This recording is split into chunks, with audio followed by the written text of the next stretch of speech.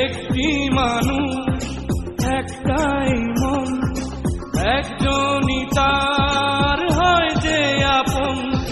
পাথর কেটে ভাগ করা যায়, ভালোবাসা যায় না।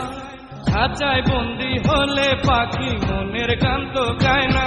আমি গান শুনবো শত শত, খেয়াল খুশি ইচ্ছে মতো, এক পলক সইব না